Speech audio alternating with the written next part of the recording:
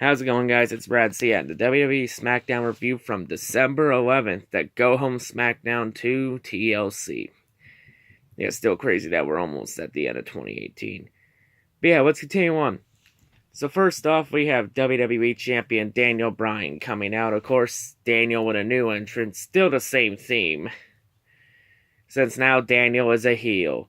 And it was also revealed about the Daniel Bryan heel turn that it was all Daniel Bryan. Vince was dead against it. But Daniel kept pushing it and pushing it until Vince said fuck it and he can have it. See, this is how you make Vince change things, folks. Just keep pushing and pushing and pushing Vince until Vince gives up and says fuck it, you get your way. See, he'll sometimes listen to fans, we just gotta be annoying enough to where he'll just give up and give us what we want. It's like, hey yo Vince, this is a stick up. We want this change now. Okay, you'll have it, here's a change, have it, yeah. So yeah, getting back on track, so Daniel Bryan comes out once again, ridicules the WWE Universe, calling them not just blind sheep, he also calls them parasites. Oh Daniel, you're just killing two birds with one stone, aren't you? And then that's when Mustafa Ali, from the Cruiserweight Division 205 Live, would come out. And of course, Mustafa suggests that Daniel could beat him up. Oh, so you're just going to become a jobber now. So of course, Daniel then says he doesn't want to have the match since he thinks the WWE Universe is still too fickle to deserve it. Oh, there's too fickle to deserve a WWE Champion versus a goddamn Cruiserweight? Alrighty then. And Daniel says that Mustafa is a small little man whose decision to drive an SUV put him on the level of the sheep in the audience. Oh, we're gonna pick on the guy for driving a goddamn SUV. I mean, there's some benefits to it, like there's more room in it than a goddamn car. Like you can store more crap in the SUV than in a car. Like there's some benefits to it. Plus with an SUV you get better traction and driving in the wintertime than a car. Like plus SUV's more family car. Honestly, don't get a goddamn minivan, just get an SUV. So then Daniel slaps Mustafa Ali a couple times in the face, and then that's when a brawl would ensue as Mustafa would fight back with some Hurricane Ranas. So then we come back from commercial break, we then get the impromptu match, Daniel Bryan versus Mustafa Ali. So a match, it was mad back and forth. There were some good flips in there. Daniel's yes kicks were good. I think they may be called the no kicks now. So 2-hour match ending. So Mustafa goes for the standing 450. Daniel evades it. Daniel then locks in the heel hook submission for the tap out win. So Daniel, of course, building momentum entering TLC. So then after the match, Daniel would then go and attack Mustafa Ali on the ramp for post-match assault, throwing some stomps to the face, and then locking in another heel hook. He would have it locked in until the refs would come out and break it up. So next up, we then get a segment. We get the Usos versus the Bar rap battle, hosted by the New Day. Oh god, a rap battle in WWE. How PG and PC can this get? So, bar raps, they really had no burns. They can't rap worth a damn if their life fucking depended on it. It sucked. Honestly, if I wanted rap music, I'll just go and listen to Eminem. Or NWA. Or a half-decent rap gang or rapper. So then Usos do their rap battle. They do a Vanilla Ice parody called Ice Ice Shamey. They had a couple good burns in there. One of them asking if Cesaro always comes in and greases Sheamus' mohawk. A couple. At least the Usos can somewhat rap at a decent level. And of course the Usos end it by saying, "Welcome to the Uso Penitentiary." For the 1 millionth time. And then that's when a brawl would ensue. Jesus Christ, so many brawls ensued tonight. So, of course, this one out with the Sheamus Cesaro creating a reign of both the Usos and the New Day. The New Day sadly also get their ass kicked in this. So Sheamus and Cesaro stand tall. So yeah, this was a terrible fucking segment. So next up, we get a tag team match. We get Shane McMahon and The Miz versus local jobbers. But not just any jobbers. Las Vegas jobbers. How the hell did they do this? Like, did they just, go up to a local casino and just ask two guys in there, Hey, you want to have a match at WWE? Come on down. Come on down to T-Mobile Arena. All you gotta do is just make Miz and Shane McMahon look strong. And you get, I don't know, a couple $100,000? I think that's a fair price. So, of course, we all know how matches local jobbers go. They suck ass, nothing happens, nobody proves anything. Miz and Shane win easily. Hey, WWE, if you want Miz and Shane to prove that they can coexist, how about you give them a real fucking tag team to face?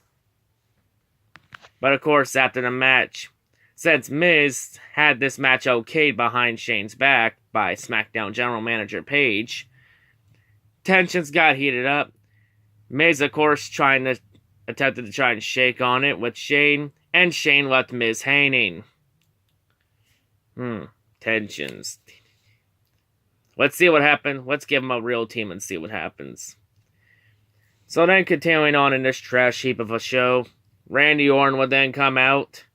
Of course, Randy comes out gloating about his attacks on Rey Mysterio the past few weeks, not just physically, but also psychologically. And then Randy says a famous quote, Once a victim, always a victim. And then while Randy continues to talk on the mic, Rey Mysterio will then come out and then attack Randy Orton from behind with a steel chair. And of course, Rey would then hit Randy with the 619, and then Randy retreats. But Sunday, Randy will face Rey Mysterio in a chairs match. Also Sunday, we have the Usos barring New Day in a triple threat tag team match for the SmackDown tag titles. So yeah. So continuing on, next up, we get a tag team match. We get Rusev and Jeff Hardy versus Samoa Joe and United States Champion Shinsuke Nakamura. Right at the start of the match, Carmella and R-Truth would come out, and then they'd have another fucking dance break. Well, they're in Vegas, Carmella, R-Truth, if you really want to dance that bad, how about you take your ass to one of the million dance clubs in Vegas? There's no fucking place for dance breaks on this fucking show. Especially when we're trying to make it relevant and not make the company look like a poorly run shithole. So continuing on, match was actually pretty decent, pretty good. Match ending, Rusev hits the Machka kick on Shinsuke. Rusev gets the 3 count for the win.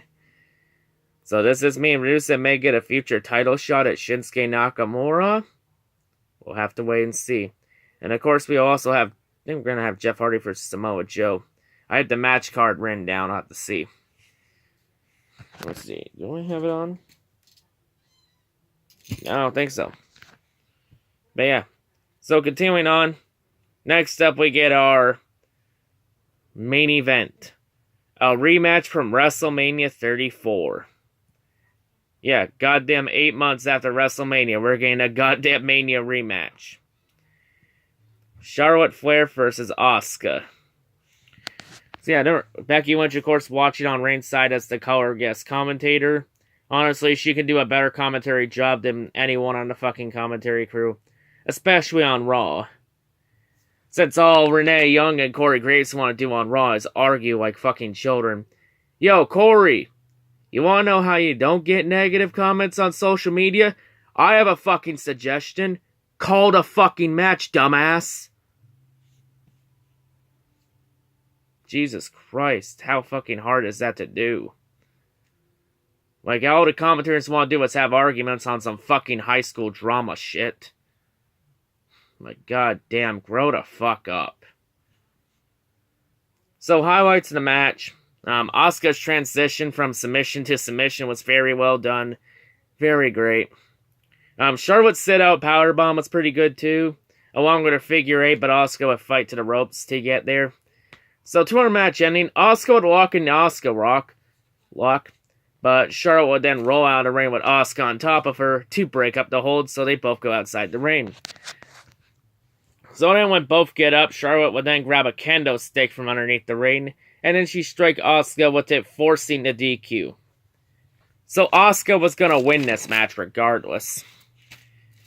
So then after the match, Charlotte would then go and attack Asuka and Becky Lynch for post-match assault. And of course, Charlotte attacking Becky did not end well because Becky would fight back in and lay out Charlotte. Where Becky just says to Charlotte, "Come over here and I will lay the shit out of you, little bitch." So then Asuka then grabs the kendo stick while Becky and Charlotte attack each other. And then Asuka would attack the both of them with the stick. And Asuka would end up standing tall on top of the announce table with Becky Lynch laying halfway down the table with the kendo stick in hand. And that's how we end SmackDown. So will Asuka be standing tall Sunday at TLC when all three go into a triple threat TLC match?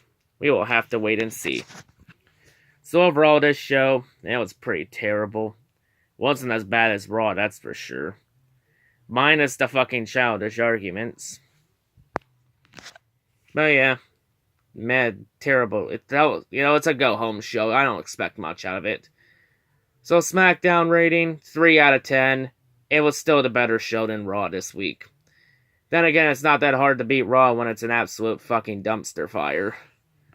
Honestly, for Raw, you could throw every bad stereotype at the show, embarrassment, dumpster fire, tire fire, disgrace to wrestling.